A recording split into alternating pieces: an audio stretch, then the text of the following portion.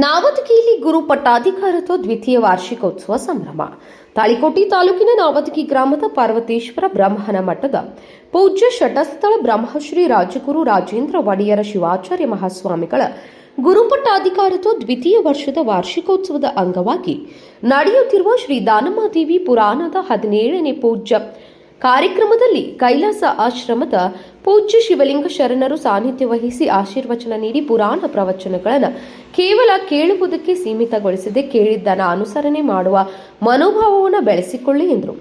ಶ್ರೀಮಠದ ಪರಮ ಪೂಜ್ಯ ಶಟಸ್ಥಳ ಬ್ರಹ್ಮರಾಜಗುರು ರಾಜೇಂದ್ರ ಒಡೆಯರ ಶಿವಾಚಾರ್ಯ ಮಹಾಸ್ವಾಮಿಗಳ ಸಮ್ಮುಖ ವಹಿಸಿದರು. ಇದೇ ಸಂದರ್ಭದಲ್ಲಿ ಕಾರ್ಯಕ್ರಮದಲ್ಲಿ ದಾಸೋಹಗೈದ ತಾಳಿಕೋಟೆ ಪಟ್ಟಣದ ಸಮಾಜ ಸೇವಕ ಪ್ರಹ್ಲಾದ್ ಹಜೇರಿ ಇವರನ್ನ ಶ್ರೀಮಠದ ವತಿಯಿಂದ ಗೌರವಿಸಲಾಯಿತು. ಕಾರ್ಯಕ್ರಮದಲ್ಲಿ ಸಾಹಿತಿ ಬಸವರಾಜ ಗೊರಜಿ, ಗುರಯ್ಯ ಶಾಸ್ತ್ರಿಗಳು, ಪ್ರಭುಲಿಂಗಯ್ಯ, ಹಿರೇಮಠ ಪುರಾಣಿಕ್ ವೇದ ಮೂರ್ತಿರಾಜಯ್ಯ, ಹಿರೇಮಠ ಗ್ರಾಮದ ಗಣ್ಯರು, ಹಿರಿಯರು ಹಾಗೂ ಶ್ರೀಮಠದ ಭಕ್ತರು ಅಪಾರ ಸಂಖ್ಯೆಯಲ್ಲಿ ಇದ್ದರು. ಕಾರ್ಯಕ್ರಮದಲ್ಲಿ ಪರಮ ಪೂಜ್ಯ ರಾಜಗುರು ರಾಜೇಂದ್ರ ಒಡೆಯರ ಶಿವಾಚಾರ್ಯ ಮಹಾಸ್ವಾಮಿಗಳಿಗೆ ಗೌರವ ಸಮರ್ಪಣೆ ಸಲ್ಲಿಸಲಾಯಿತು. ಕಿಶೋರ್ ಕುಲಕರ್ಣಿ, ಸಮೃದ್ಧ ಕರ್ನಾಟಕ ನ್ಯೂಸ್, ತಾಳಿಕೋಟೆ. ಅವನ್ನ ಎಲ್ಲ ಅಲ್ಲೇ ಸೇವಾ ಮಾಡ್ಬೇಕು. ಪಾಪ ಹೆಂಡತಿ ಕೂಡ ಬಹಳ ಒಳ್ಳೆ ಗುಣಶೀಲವಂತರಾಗಿದ್ರು. ಗಂಡ ಬಹಳ ವರ್ಷದಿಂದ ಹಾಸಿಗೆ ಹಿಡಿದಿದ್ದ, ಏನೆಲ್ಲ ತೋರಿಸಿದ್ರು ಕೂಡ, ಏನೆಲ್ಲ ಮಾಡಿದ್ರು ಕೂಡ ಆರಾಮಾಗ್ಲಿಲ್ಲ. ಕೈ ಕಾಲೆಲ್ಲ ಬಿದ್ದು ಹೋಗಿದ್ರು. ಹಾಸಿಗೆ ಹಿಡಿದಿದ್ದ ನಿಷ್ಠೆಯಿಂದ ತನ್ನ ಗಂಡನನ್ನ ಸೇವಾ ಮಾಡ್ತಾಳೆವ. ಎಷ್ಟು ಸೇವಾ ಮಾಡಿದೆವ. ಗಂಡ ಹಾಸಿಗೆ ಒಳಗೆ ಬಿದ್ದಾಗ ಏನಾದ್ರೂ ಹೆಂಡತಿ ಮನಸಾರೆ ಸೇವಾ ಮಾಡಿದಂದ್ರೆ ಅವ ಪುಣ್ಯ ಪಡೆದನ ಅಂತ ತಿಳ್ಕೊಬೇಕು ನಾವು. ನೆನಪಿಟ್ಕೊಳ್ಳಿ, ಅಂತ ಹೆಂಡತಿನ ಪಡ್ಕೊಂಡಂದ್ರೆ ಅವ ಪುಣ್ಯ ಮಾಡ್ಯಾನ ಅಂತ ತಿಳ್ಕೊಬೇಕು ನಾವು.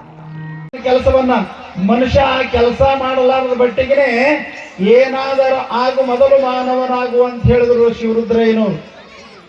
ಬಹಳ ಅನುಭಾವಿ ಕವಿ. ಓದಿ ಬ್ರಾಹ್ಮಣಾಗು, ಕ್ಷತ್ರಿಯನಾಗು, ಏನೇ ಆಗು, ಮೊದಲು ಮಾನವನಾಗು. ನೀವೆಲ್ಲ ಪುರಾಣ ಕೇಳಕ್ ಬಂದಿರೋ ಮನುಷ್ಯರತ್ತೆ ಬಂದಿರಿ ಸ್ವಾಮಿ, ಮೊದಲು ಮನುಷ್ಯ ಆಗಂತಿರಲ್ಲ ಅಂತಿಕೊಂಡು ನಾವು ಖರೇನೆ ಮನುಷ್ಯನ ಆಕಾರ ಉಳ್ಳವರ. ನಾವು ಮನುಷ್ಯತ್ವದ ಆಕಾರ ಉಳ್ಳವ್ರಿಗೆ ಮನುಷ್ಯರಂಗಿಲ್ಲ. ಮನುಷ್ಯತ್ವದ ಗುಣಗಳನ್ನ ಅಳವಡಿಸಿಕೊಂಡು ಯಾರು ಹೋಗ್ತಾರೋ ಅವರಿಗೆ ಮನುಷ್ಯರು ಅಂತ ಕರ್ಕೊಂಡು ಬರ್ತಾರ. ಒಂದಾಗಿರ್ತದ.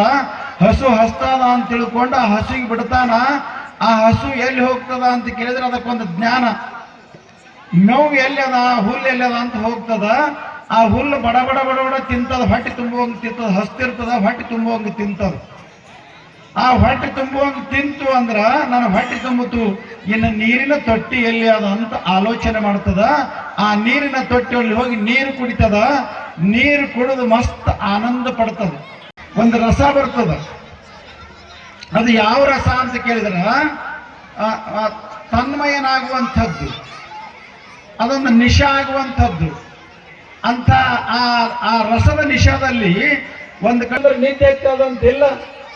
ಅದು ಎಲ್ಲಿ ತಣ್ಣೀರನಾಗ್ಯದ ಅಂತ ಕೇಳಿದ್ರ ಆ ಮೇವು ನೀರು ಅರಗಿಸಿಕೊಳ್ಳುವಂತ ಅಮಲಿನೊಳಗೆ ಅದು ತನ್ಮಯನಾಗ್ಯದ ಆ ಹಸು. ಹಾಗ ನೀವು ಕೂಡ ಮಹಾನುಭಾವರ ಚರಿತ್ರೆಯನ್ನು ಕೇಳಿ ನಿಮ್ಮ ಮನೆಯೊಳಗೆ ಮೇಲಕ್ಕೆ ಹಾಕಬೇಕು. ಹ್ಯಾಂಗ ಹಸು ಕಡ್ಕೋಳ ಮಡಿವಾಳಪ್ಪನವರು ಬಹಳ ಸುಂದರವಾಗಿ ಹೇಳ್ಕೊಂಡು ಬಂದಾರ. ನಿಮ್ಮೂರಿಗೆ ನಾವು ಬರಬೇಕಾದರೆ ನಿಮ್ಮ ಮನಸ್ಸು ಹೊಂದಿರಬೇಕು. ಮಹಾಗುರು ಮಡಿವಾಳ ಯತಿ ಸಮರಸವಾಗಿ ದೇವಭಕ್ತನಾಗಿರಬೇಕು. ಏನು ದೇವರಾಗ್ಲಕ್ಕೇನು ಸದ್ಗುರುನಾಥನ ಸಾಮರಸ್ಯವನ್ನ, ಪರ್ವತಲಿಂಗೇಶ್ವರ ಅಲ್ಲಿ ಇರ್ತಕ್ಕಂಥ ನಿಷ್ಠೆಯನ್ನ, ನಮ್ಮ ರಾಜೇಂದ್ರ ಒಡೆಯರಲ್ಲಿಟ್ಟಿರ್ತಕ್ಕಂಥ ಭಕ್ತಿಯ ಸಾಮರಸ್ಯ ಬಂತು ಅಂತಂದ್ರ ಮನುಷ್ಯ ಮಹಾದೇವ ಆಗ್ಲಕ್ ಬರ್ತದ, ನರ ಹರ ಆಗ್ಲಕ್ ಬರ್ತದ. ಇದು ಗುರುವಿನ ಕೃಪೆಯಿಂದ. ಜಾಗ ಅಂತ ಎಲ್ಲಿ ಅಂತ ಕೇಳಿದ್ರ ಆ ಹಸು ಕಟ್ಟುವ ಕೊಟ್ಟಿಗೆಯರ್ ಇರಬೇಕು, ಒಂದು ಚಲೋ ಗಿಡದ ನೆರಳರೇ ಇರಬೇಕು. ಆ ಹಸು ಹೋಗಿ ಏನು ಮಾಡ್ತದ ಅಂತ ಕೇಳಿದ್ರ ಮೇಯ್ದ ಮೇವನ್ನ, ಕುಡಿದ ನೀರನ್ನ ಮತ್ತೊಮ್ಮೆ ಮೆಲುಕು ಹಾಕ್ತದ. ಆ ಮೆಲುಕು ಹಾಕೋದ್ರಿಂದ ಅದೇ ಮೇವು ಅದೇ ಹುಲ್ಲ ಏನ್ ಬಹಳ ದೊಡ್ಡ ಕೆಲಸ ಮಾಡಿದ್ರಿ ಸ್ವಾಮಿ ಆಕಳ ಅಂತಂದ್ರ ಮತ್ತೆ ತಿಂದದ್ದನ್ನ ಮತ್ತೊಮ್ಮೆ ಅರಗಿಸಿಕೊಳ್ಳಕ್ ಪ್ರಾರಂಭ ಮಾಡ್ತದ. ಆ ಹುಲ್ಲ ನೀರನ್ನ, ಆ ಹುಲ್ಲ ನೀರಿನ ಮಿಶ್ರಣದಿಂದ ಪಾಕ